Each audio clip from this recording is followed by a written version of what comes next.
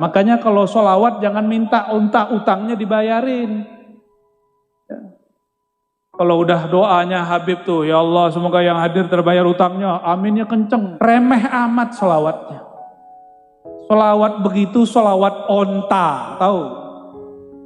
Sholawat onta begitu. Kalau kita punya akal, punya kolbu, gak pantas sholawat minta onta. Sholawat minta avanza ya. Roksa bu ya, roksa. Idza kunta fi dhiqin aw fi faqrin aw fi maradin fa akthir bis salati ala Muhammad sallallahu alaihi wasallam. Syuf, kaifa hada? Ah itu lain cerita, Bib. Lain cerita gimana tadi antum bilangnya tadi gimana hadir biar lunas utangnya. Kita mendoakan. Memang mereka semua ini amin berarti nandakno utang ini banyak. Tapi ada tapinya. Idza kunta fi dhiqin aw fi faqrin aw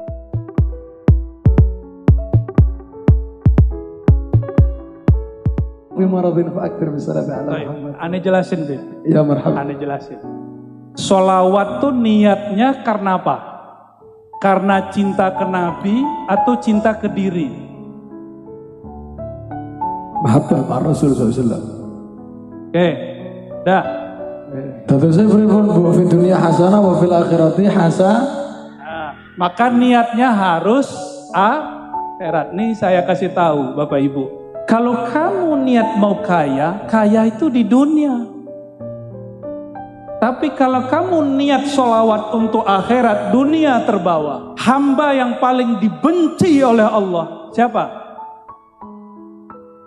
Orang yang amila amal al-akhirah, beramal amal akhirat seperti sholawat, baca Quran, haji umroh, tapi niatnya ghardan min aghradid dunya. Kalau antum Habib, antum kiai, tugasnya mendewasakan umat, bukan membiarkan umat sholawat untuk urusan remeh. Caranya beda-beda tadi Bu Ya Rasul menjelaskan seperti itu. Kalau saya semuanya netral. Lalu Nabi Muhammad hiduplah di Mekah. Ini nggak mungkin saya ceritakan semua. Saya ceritakan satu saja yang paling luar biasa. Sebelum nanti sholawat ditambah.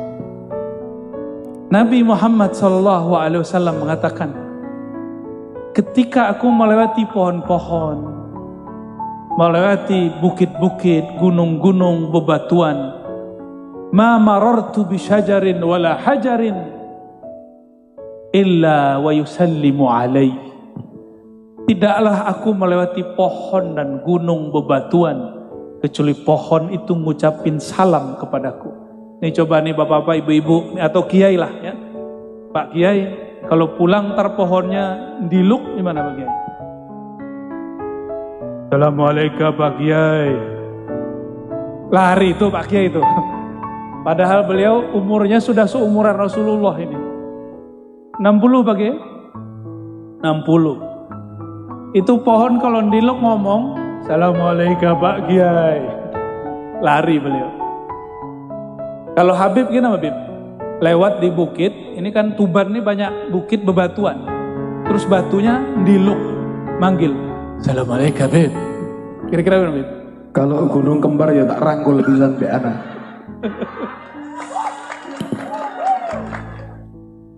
Ampun ketemu Habib Jawa ya.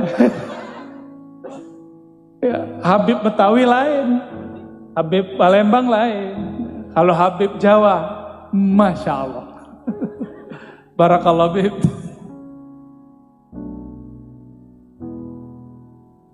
Nabi Muhammad melewati gunung. Ini bukan gunung kembar Bib. Itu gunungnya bergetar, pohonnya diluk dan semuanya mengatakan Assalamualaikum ya Nabi Allah. Salam atas engkau wahai Nabi Allah. Hewan-hewan Nabi lagi jalan, ada arak-arakan domba, semua domba pengen mendekat Rasulullah. Ada onta-onta pengen ngadu ke Rasulullah, cuma sayangnya onta ngadunya urusan perut, bukan buah perut Beb. Onta ketemu Rasul ngadunya urusan apa? Perut. Sama, mohon maaf nih, masyarakat ketemu wabub, ketemu bupati, ngadu masalah perut. Coba onta kalau punya akal, ketemu Rasulullah seharusnya bukan urusan perut yang diadukan. Yang diadukan apa? Wahai Rasulullah, beri syafaat, aku masukkan aku ke dalam surga. Itu seharusnya. Ternyata waktu dulu Rasulullah punya majelis duduk-duduk begini, tatakan punggungnya pohon kayu. Itu kayu ketika dibuatkan mimbar, ditinggal oleh Rasulullah, nangis. Coba ibu-ibu dengerin pohon nangis, kabur pasti pengajian. Ini pohon Hanna Hanina, dia menangis karena dia rindu merasakan punggung Rasulullah Sallallahu Alaihi Wasallam. Akhirnya itu semua sahabat yang hadir dengar. Berarti sahabat ini punya karomah, mendengarkan suara tangisnya kayu-kayu. Turunlah Rasulullah dari mimbar, Nabi elus-elus ditanya, wahai kayu. Tuh Nabi bisa ngomong sama kayu. Coba kalau Pak Kiai bisa ngomong sama kayu, kita ngomong, Pak Kiai sudah begini ya.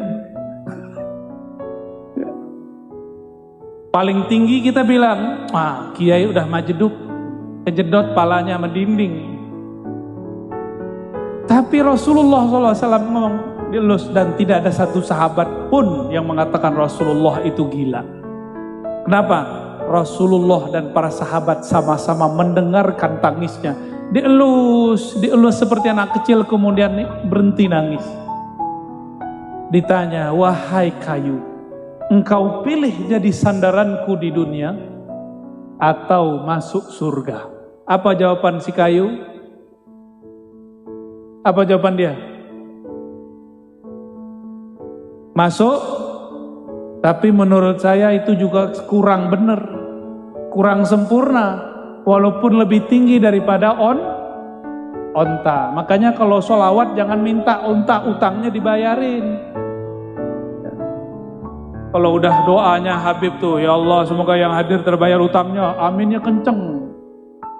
Jadi niat hadir sholawat bukan karena cinta Rasul, tapi supaya utang terbayar.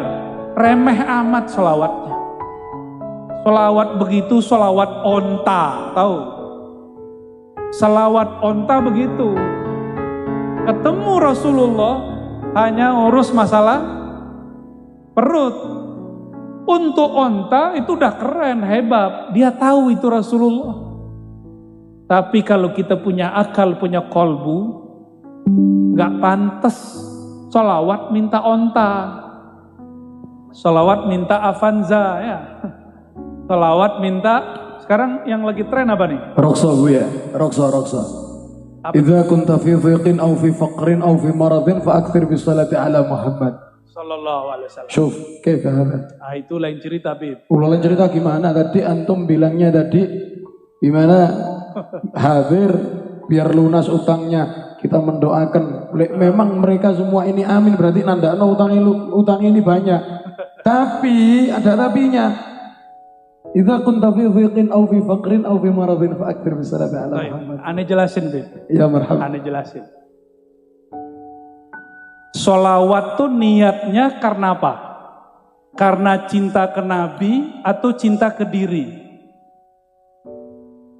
Mahabbah ma Rasul sallallahu. Oke. Dah, kalau cinta ke Nabi dapat berkah, punya penyakit sembuh. Bukan karena kita ingin sembuh tuh sholawat, itu kebalik. Orang seperti ini di dunia dapat syafaat, tapi di akhirat belum tentu. Nanti ketika datang di hari kiamat nanya, wahai Rasulullah syafaati saya, Nabi nanti jawab, kan sudah dibalas di dunia, utangmu lunas kan? Ya. Tetesnya pripun bu, fi dunia hasanah wa fil akhirati hasanah. Maka niatnya harus akhirat. Nih saya kasih tahu Bapak Ibu. Saya dulu lama ngamalin sholawat pengen kaya, nggak kaya-kaya. Saya punya sakit nggak sembuh-sembuh. Tahu-tahu ditegur sama guru saya, seorang sayyid. seorang mursyid juga. Apa kata beliau? Kamu sholawat niatnya apa? Mau kaya kiai? Norak katanya. Loh kenapa? Kalau kamu niat mau kaya, kaya itu di dunia. Tapi kalau kamu niat sholawat untuk akhirat, dunia terbawa. Maka semenjak saat itu, teringatlah saya kalam Imam Abul Hasan Syazili. Apa kata beliau? Abghadul ibad ilallah. Hamba yang paling dibenci oleh Allah. Siapa? Orang yang amila amal al-akhirah, beramal amal akhirat seperti sholawat, baca Quran, haji umroh, tapi niatnya ghardan min aghradid dunya, untuk urusan duniawi. Ini yang ngomong Imam Abul Hasan Syazili, beliau seorang syarif, zuriat Sayyidina Al-Hasan. Jadi tugas kita kalau antum habib, antum kiai, tugasnya mendewasakan umat. Bukan membiarkan umat sholawat untuk urusan remeh. Kita naikkan spiritual mereka yang tadinya sholawat hanya untuk urusan li izalati faqrin atau maradin, li qada'i hajatin, sekarang kepada yang lebih tinggi. Apa yang lebih tinggi? Syafaat Nabi fid darain, syafaat Nabi di dunia plus akhirat. Jangan hanya urusan dunia. Tugas kami itu Bapak Ibu, ya. Maka saya minta ampun kepada Allah jika dulu pernah mengajarkan kalau kamu sakit sholawat itu belum selesai, masih koma, harus diteruskan. Coba lihat sholawat tibil kulub. Yang pertama kulub atau jasad. Allahumma sholli ala sayyidina Muhammad. Tibil kulub, kulub dulu, baru nanti abdan, baru nanti absor. Karena kolbu urusannya akhirat, badan urusannya dunia. Akhirat dulu, ya. Nah, utang kita kepada Allah dan Rasul lebih besar. Nah, Bapak Ibu yang melakukan Allah, nah itu kalau mau naik pangkat. Tapi kalau mau kayak kemarin-kemarin nggak apa-apa. Sholawat biar bayar utang, itu ada ijazahnya, boleh. Ini disebut sholatul awam, sholat orang awam. Tapi kalau sholawat al-muhibbin al-arifin, sholawat orang yang kenal Allah, kenal Rasulullah, nggak begitu. Ya, sholawatnya karena Allah layak karena Rasulullah layak disolawatin. Nih saya tanya ke Pak Bupati, Wakil Bupati. Ini contoh nih Pak Wakil, ini belum Rasul nih. Saya puji-puji lagi di majelis. Saya punya pesantren. Ini saya puji-puji ini, Wakil Bupati adil, amanah, bla bla bla bla. Dalam hati niat muji Pak Wakil Bupati supaya pesantren saya dibangun, dibantu. Berarti niatnya apa? Memuji Pak Wakil Bupati. Dunia. Benar, udah bagus, bangun pesantren kan bagus. Bagus nggak? Bagus. Tapi memuji Pak Wakil Bupati bukan karena dia terpuji. Karena saya ingin dapat sesuatu. Boleh nggak? Boleh. Tapi Pak Wakil Bupati langsung tahu. Ini kiai mulai muji ada maksud nih. Ya. Maka itu kiai nggak bisa jadi teman ngopinya Pak Wakil Bupati. Karena dia deketin saya ada proposal setelah muji. Boleh nggak? Boleh. Tapi elok nggak? Ada orang muji Pak Wakil Bupati. Dari hati nggak ada maksud apa-apa. Nah, orang ini cocok jadi teman ngopi. Nyaman nggak Pak Wakil? Nyaman. Rasulullah sama orang yang niat apapun dikasih. Tapi Rasulullah memilih khawasus sahabah. Sahabat-sahabat yang khawas, yang mulia. Itu sahabat-sahabat yang berjuang karena Rasulullah. Bukan karena dirinya. Jadi ada sholawatnya itu sholawat nafsiyah namanya. Sholawat karena dirinya. Ada yang sholawatnya karena Nabi Muhammad, sholawat Muhammadiyah. Sholawat, semua sholawat kita yang kita niatkan karena Nabi layak disolawati, baru tuh solawatnya benar. Oke? Ya, barangkali itu yang boleh saya sampaikan ya. Maka kajian malam ini saya simpulkan bahwa baginda Nabi Muhammad SAW, beliaulah khairul maulud, sebaik-baik orang yang dilahirkan. Maka ibundanya juga adalah ibu yang paling mulia yang dilahirkan. Maka dimanapun beliau menginjakkan kaki, di sana semua benda, semua tempat mengucapkan salam. Namun kita harus beda dengan mereka karena kita punya kolbu, punya akal. Bersolawatlah karena beliau layak disolawati. Insya Allah jika sakit Allah sembuhkan. Tapi jika sakitnya tidak disembuhkan, kita tetap solawat. Karena solawat kita bukan karena tersembuh daripada penyakit. Kalau utangnya tidak terlunaskan, kita tetap solawat. Karena solawat kita bukan untuk urusan duniawi. Syukur-syukur jika berkah Allah lunaskan. Begitu barangkali. Wassallallahu ala sayyidina Muhammad. Assalamualaikum warahmatullahi wabarakatuh.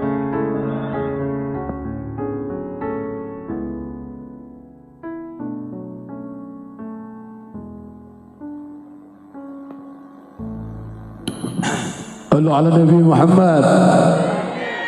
Semua orang itu punya caranya masing-masing. Cara saya seperti ini, caranya Buya Razi seperti apa yang dijelaskan tadi. Namun yang berbeda itu jika kita bersama dan harmonis bersama, itu yang sangat indah. Ya. Caranya beda-beda tadi. Buya Razi menjelaskan seperti itu. Kalau saya semuanya netral. Ya, ojo tenang wae iki kok. Oh, iki yo jajane yo entek wis. Kopine sakmene gedene wis. Insyaallah. Jalla ala Nabi Muhammad. Lanjut. Turi pote ditandur ing kebon agung. Ana seret tipe nyemplung mbok ira kembange apa. Turi pote ditandur ana seret tipe nyemplung mbok ira kembange apa. Mbok ira kembange apa. Mbok ira kembange apa. Wetan kali kulon kali tengah tenduran. Mari saiki ngaji sesuk yo ngaji. Ayo manut para kiai. Wetan kali